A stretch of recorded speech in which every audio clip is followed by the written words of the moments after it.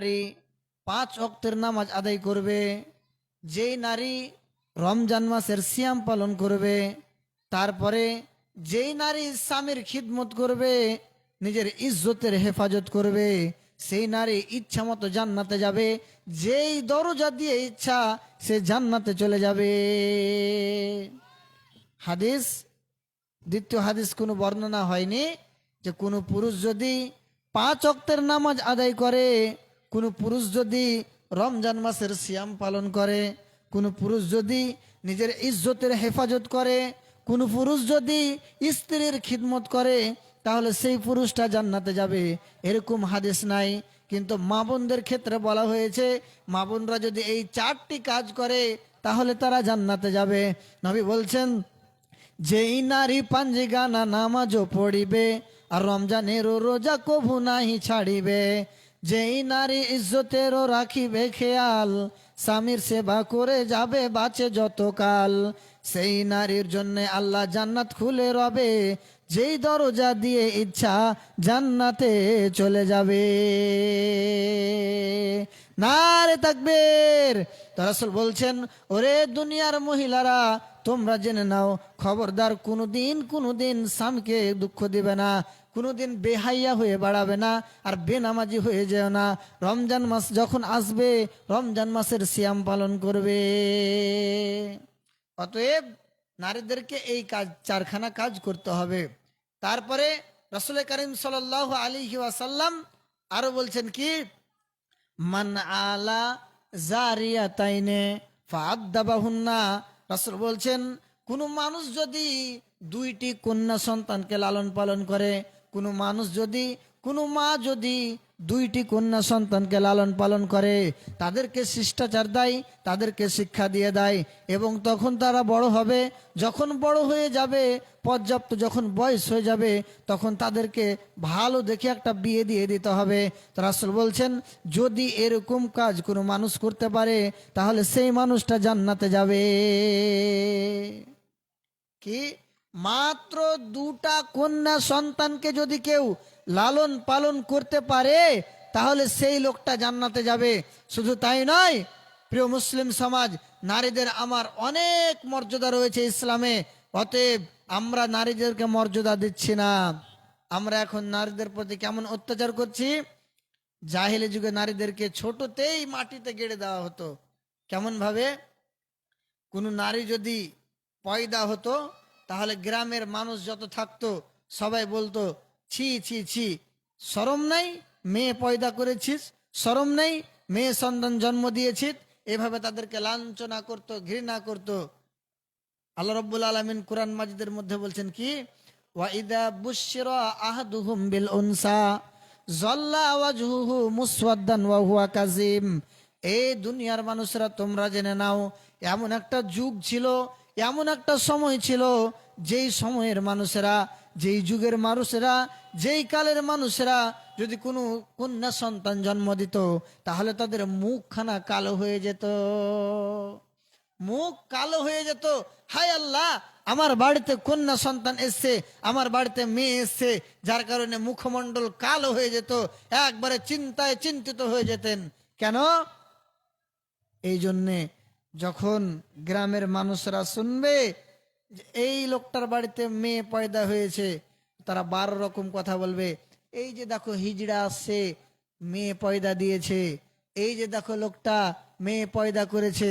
তো এই জন্যে এরা মানুষকে লাঞ্ছনা, ঘৃণা এবং খুবই দুঃখ দিত, কষ্ট দিত, যার কারণে একটা মানুষ শুনলেই, মেয়ে সন্তান যদি হয়েছে এই কথাটা যেমন শুনতো, তাদের চোখ মুখ কালো হয়ে যেত। তো প্রিয় মুসলিম সমাজ, তারপরে লোকগুলো কি করত? একজন সাহাবী বলছেন কি, ইন্নি ওয়াআদতু সামানিয়া বানাতিল্লি ফিল জাহিলিয়া। আমি আমার জাহিলি যুগে, আমি যখন জাহিলি যুগে ছিলাম, ইসলামের যুগে ছিলাম না, আমি যখন মুসলমান ছিলাম না, যখন আমি মুশরিক ছিলাম, তখন আমি আমার নিজের 8টি কন্যা সন্তানকে জিন্দাই দাফন করে দিয়েছি। সাহাবীর মুখ দিয়ে কথা বেরিয়ে আসছে যে আমি যখন ইসলামের যুগে ছিলাম না, মানে মুসলমান ছিলাম না, আমি যখন মুশরিক ছিলাম, তখন আমার নিজের 8টি কন্যা সন্তানকে জীবিত দাফন করে দিয়েছি, মানে জিন্দাই মাটিতে পুঁতে দিয়েছি। কত বড় কথা। রাসূল বলছেন কেন? বলছে এই জন্যে যে মানুষেরা আমাকে খুবই লাঞ্ছনা দিত, ঘৃণা করত, আমাকে বকা দিত যে তুই মেয়ের সন্তান পয়দা করেছিস। তো আজকে আমাদের দাসা হয়েছে কি, যে আজকে যদি কারো বাড়িতে মেয়ে সন্তান হয় তাহলে আমরা সবাই আপ্যায়ন করি। কত বাড়ি আছে যদি কন্যা সন্তান হয় মিষ্টি খাওয়াই। তো মেয়েদেরকে আজকের যুগে অনেক সম্মান দেওয়া হয়েছে, কিন্তু যখন মেয়েটা বড় হয়ে যায় তখন সম্মান আর তার থাকে না। কোথায় যেন সম্মান চলে গেল। এই মেয়েটার উপরে জুলুম চালু হয়। কেমন জুলুম? তো মেয়েটার যেদিন 18 বছর বয়স হয় মেয়েটাকে দেখতে আসে। তো দেখতে আসার পরে মেয়েটার বিয়ে হয়। মেয়েটার বিয়ে হয়, তো বিয়ের আগে মেয়েটার কষ্ট হলো এই যে মেয়েটাকে এত সুন্দর করে লালন পালন করার পরেও এই মেয়েটাকে আবার কষ্ট পেতে হয় কখন? যখন বিয়ে হয় তখন। কেমন কষ্ট এটা? মানসিক কষ্ট, আর্থিক কষ্ট। মেয়েটাকে এত সুন্দর করে লালন পালন করলো, তারপরেও একজন বাবা তার হয় না। যখন বিয়ে দিতে হয় তখন 5 লাখ টাকা 4 লাখ টাকা খরচ হয়। একটা মেয়ের বিয়ে দিতে গেলে এখন 2 লাখ 4 লাখ খরচ হয়। একজন ভাই আমার 500 টাকা দান করেছে। হে আল্লাহ, যে উদ্দেশ্যে দান করেছে উদ্দেশ্যকে পূর্ণ করো। হে আল্লাহ, মনের আশা আকাঙ্ক্ষা পূর্ণ করো। আমিন আমিন খুদা আমিন আমিন। মদের দোয়া কবুল করো রব্বুল আলামিন। আমিন সুম্মা আমিন। তো বলছেন কি, যে একটা মেয়ের যদি এখন বর্তমান বিয়ে দিতে হয় তাহলে 2 লাখ 4 লাখ টাকা না হলে বিয়েই হয় না। তো এটা মেয়েদের উপরে কত বড় একটা অত্যাচার, কত বড় একটা মেয়েদের উপরে জুলুম আমরা করছি, যেটা আমাদের বর্তমান সমাজের লোক করছে। তো আল্লাহ রাব্বুল আলামিন আমাদেরকে মাফ করুন। কই, আল্লাহ রাসূল সাল্লাল্লাহু সাল্লামের মেয়ের ফাতেমার যখন বিয়ে হচ্ছে সেই সময়তে আলী বলছেন, আল্লাহ রাসূল আপনার মেয়েকে বিয়ে করব, আপনার মেয়েকে সাজিয়ে দিন, আমার সঙ্গে বিয়ে দিয়ে দিন, আমি আপনার মেয়েকে বিয়ে করতে চাই। হজরত আলী রাসূল সাল্লাল্লাহু সাল্লামকে গিয়ে বলছেন যে আপনার মেয়েকে বিয়ে করব। তো রাসূল সাল্লাল্লাহু সাল্লাম বলছেন কি, ঠিক আছে আলী, আমার মেয়েকে বিয়ে করবে তো ঠিক আছে, কিন্তু বিয়ে করার জন্য মেয়েটাকে মোহরানা দিতে হয়, আমার মেয়েকেও মোহরানা দিতে হবে। আলী, বাড়ি যাও, বাড়ি গিয়ে আমার মেয়ের জন্য মোহরানা নিয়ে এসো। কি মোহরানা দিব রাসূল? আপনি তো জানেন আপনার বাড়িতেই লালন পালন হয়েছি। বন্ধুরা আমার, হজরত আলীর যখন 12 বছর বয়স ছিল তখনই তিনি ইসলাম গ্রহণ করেছিলেন। বালকদের মধ্যে, শিশুদের মধ্যে সর্বপ্রথম ইসলাম গ্রহণ করলে হজরত আলী রাদিয়াল্লাহু তাআলা আনহু করেছেন। অতএব আলী বলছেন, ও আল্লাহ পাকের নবী, ও গো দয়ার নবী, আপনি জানেন ছোটবেলাতে ইসলাম ধর্ম গ্রহণ করেছি, আর সেই দিন থেকে আপনার সঙ্গে লালন পালন করতে, আপনার সঙ্গে থাকছি। আমার ধন সম্পদ নাই, আমার কোনো টাকা পয়সা নাই, আমি আপনার মেয়েকে মোহরানা হিসাবে 1 টাকাও দিতে পারবো না। টাকা নাই, কিছুই নাই, কি দেবো আপনার মেয়েকে? তো রাসূল সাল্লাল্লাহু আলাইহি সাল্লাম বলছেন, আলী তুমি ভুলে গেছো কি, তুমি উমুক যুদ্ধে একটা লোহার বর্ম পড়ে গিয়েছিলে। বর্ম বলা হয় মিলিটারিরা যখন যুদ্ধ করতে যায় তখন তারা লোহার একটা পোশাক পরিধান করে, আর সেই পোশাকটাকে বর্ম বলা হয়। তো রাসূল বলছেন, ও আলী, তুমি যেই দিন যুদ্ধে গিয়েছিলে সেই দিন লোহার বর্মটা পড়েছিলে, অতএব সেই লোহার বর্মটা তুমি আমার মেয়ে ফাতেমার নামে করে দাও, তাহলে সেটাই মোহরানা হিসাবে গণ্য হবে। রাসূল বলছেন, যাও নিয়ে এসো, ওটা আমার মেয়েকে মোহর দিয়ে দাও। লোহার একটা পোশাক, সেটাকে বর্ম বলা হয়।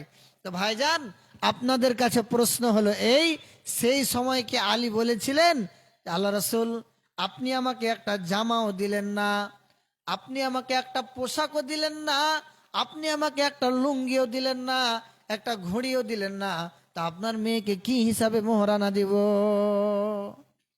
এটা কি বলেছিলেন? এটা বলেননি। তো রাসূল সাল্লাল্লাহু আলাইহি ওয়াসাল্লাম এটা বলেননি, না হযরত আলী এটা বলেননি।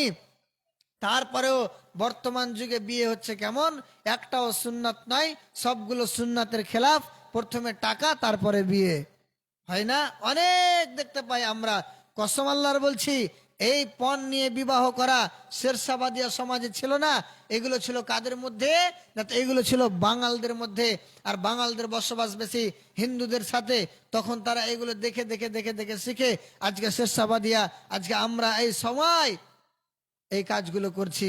প্রিয় মুসলিম সমাজ, আমাদেরকে এই কাজগুলো বাঁচতে হবে, এগুলো থেকে আমাদেরকে পরহেজ করতে হবে। এগুলো করা ঠিক নয়। এটা সৃষ্টি হয়েছিল কিভাবে?